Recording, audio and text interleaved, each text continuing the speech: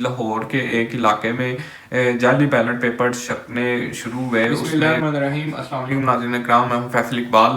آج کچھ important news آپ سے شیئر کرنی ہے. جیسے کہ سب سے پہلے تو آپ کو بتانا ہے کہ پاکستان میں پھر سے ٹویٹر اکاؤنٹ کو بند کر دیا گیا ہے, اور جعلی بیلٹ پیپر چھپنے والا معاملہ اصل میں ہے کیا, اور پی ایس ایل جو پاکستان میں بھی چل رہا ہے, پاکستان سپر لیگ, اس میں عمران خان صاحب کے نعرے جو ہیں پی ٹی آئی کے نعرے کس طرح گونج رہے ہیں.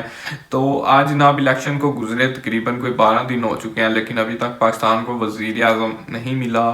تو پاکستان میں ٹویٹر اکاؤنٹ بھی بند کر دیا گیا ہے, اور اس پر صدر عارف علوی صاحب نے بھی جو ہے وہ ایک تنقید کی ہے. ویسے تو عام طور پر وہ بولتے نہیں ہیں, یا جہاں پہ ان کو بولنا چاہیے وہاں پہ تو بالکل بھی نہیں بولتے, اور پاکستان تحریک انصاف کے جو لوگ ہیں وہ اس وجہ سے ان کے ساتھ خفا بھی ہیں کہ وہ Pakistan Tehreek Insaf P T I کے ووٹ سے پاکستان کے صدر بنے ہیں, لیکن وہ ان کو اس کا جو ہے بالکل وہ اس کا حق ادا نہیں کر رہے.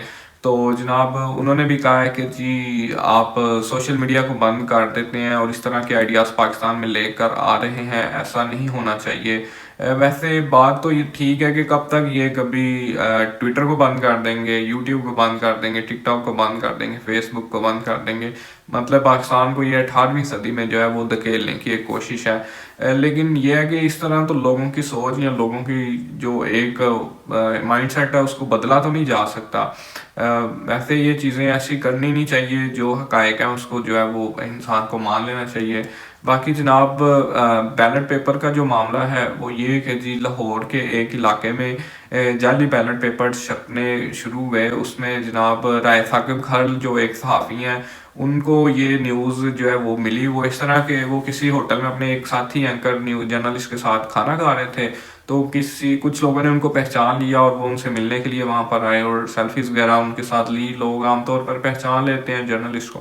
تو وہ جناب انہوں نے کہا کہ جی, ان میں سے ایک بندے نے کہا کہ جی میں آپ کو ایک سٹوری دیتا ہوں, ایک خبر ہے میرے پاس. تو انہوں نے کہا کہ جی ضرور دیں. انہوں نے کہا کہ جی فلانی جگہ پر لاہور میں جعلی بیلٹ پیپر جو ہے وہ ایک پریس پر چھپ رہے ہیں, اور یہ ابھی چھپ رہے ہیں. تو انہوں نے, یہ تو بڑا حیران کن خبر تھی ان کے لیے. انہوں نے کہا کہ جی چلیں ابھی اگر مل سکتا ہے, یہ خبر ہمیں مل سکتی ہے تو چلیں. اس نے کہا ٹھیک ہے جی, میں آپ کو وہاں پر لے کر چلتا ہوں جہاں پر یہ جو ہے سارا معاملہ چل رہا ہے.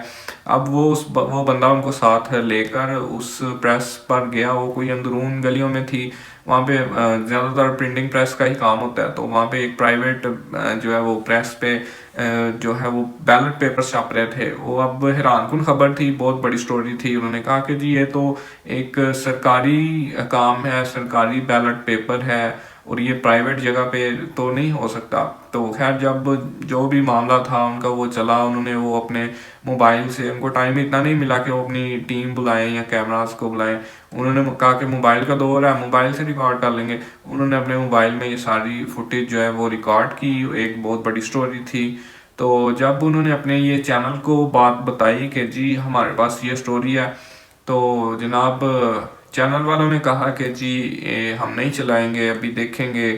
تو کیونکہ اس وجہ سے ان کو پتا تھا کہ قائد محترم میاں محمد نواز شریف صاحب کو اس خبر سے نقصان پہنچ سکتا ہے. ویسے تو یہ خبر جو ہے وہ صحافتی بددیانتی ہے, اس خبر کو نہ چلانا یا چھپانا, کیونکہ یہ قانونی جرم ہے, اور یہ خبر ان تک پہنچی تھی, قانونی جرم تھا.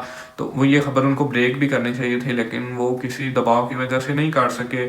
ابھی تک وہ صحافیوں کا تو کوئی قصور نہیں ہے, لیکن وہ جو چینلز والے تھے ان کا ایک قصور ہے کہ ان کو یہ خبر بریک کرنی چاہیے تھی, لیکن وہ نہیں کرے کیونکہ پریشر ہے پیچھے سے. تو لیکن اب سوال یہ بھی اٹھتا ہے کہ جی یہ نواز شریف صاحب کے جو ہے سازش بھی ہو سکتی ہے. اگر وہ سازش بھی ہے تو لیکن اس کو چلانا تو ضرور چاہیے.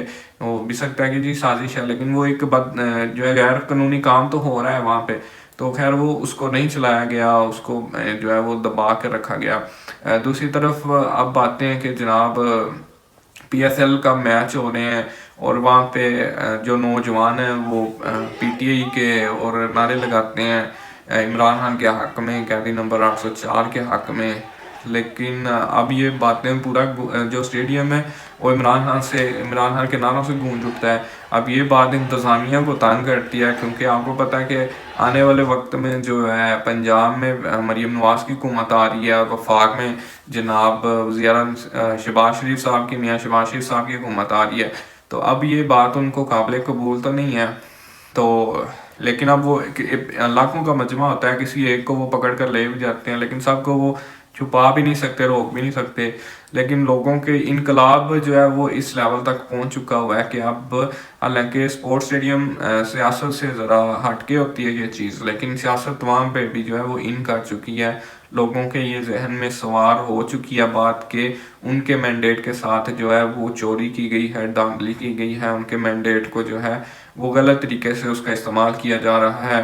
تو دوسری بات یہ ہے کہ بیلٹ پیپر پر اتنے زیادہ ووٹ ابھی تک چھپ رہے ہیں، ابھی تک بیلٹ پیپر چھپ رہے ہیں، یعنی کہ پتہ نہیں اب پی ٹی آئی کے لوگوں نے کتنے ووٹ ڈال دیے ہیں، عوام نے کتنے ووٹ ڈال دیے ہیں عمران خان کو، کہ ابھی تک نہ ان سے کوئی فیصلہ ہو پا رہا ہے، اور نہ ہی جناب وہ جو ووٹ ہیں وہ پورے ہو پا رہے ہیں کہ جی کس طرح سے وہ ایک گیپ کو پورا کریں، پھر اپنے جو امیدوار ہیں اس کو جتوائیں. اب پی ٹی آئی کے مطابق تو نون لیگ کے صرف جو ہے 17 یا 18 سیٹیں جیتنے ہیں.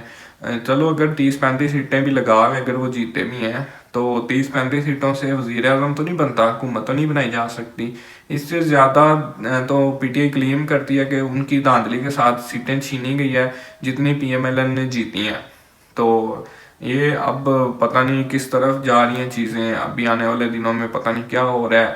تو آپ سے رکھیں گے آپ کو ہم باخبر ہر خبر سے، جو بھی اپڈیٹس آئیں گی اس حوالے سے اس کے متعلق بھی آپ سے جو ہے وہ بات شیئر کرتے رہیں گے. ابھی تک کے لیے اتنا ہی. اپنا اور اپنے آس پاس کے لوگوں کا بہت سارا خیال رکھیں، مجھے اپنی دعاؤں میں یاد رکھیں. اگر آپ نے ابھی تک ہمارے اس چینل کو سبسکرائب نہیں کیا تو چینل کو سبسکرائب کر لیں، بیل آئیکن کو پریس کر لیں تاکہ آنے والی تمام اپڈیٹس آپ تک پہنچتی رہیں. پاکستان زندہ باد، پاکستان پائندہ باد. السلام.